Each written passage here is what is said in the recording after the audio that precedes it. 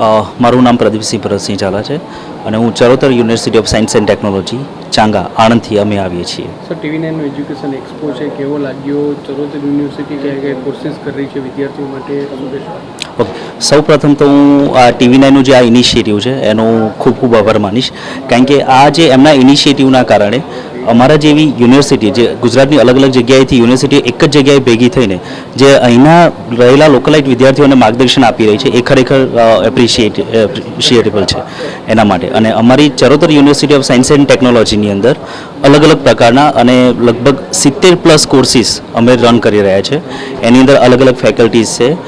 અલગ અલગ ફેકલ્ટીઝની અંદર faculty of engineering and technology, faculty of paramedical science, faculty of computer applications, faculty of humanities, faculty of management studies, આ રીતે અલગ અલગ ફેકલ્ટીઝ ત્યાં કાર્યરત છે.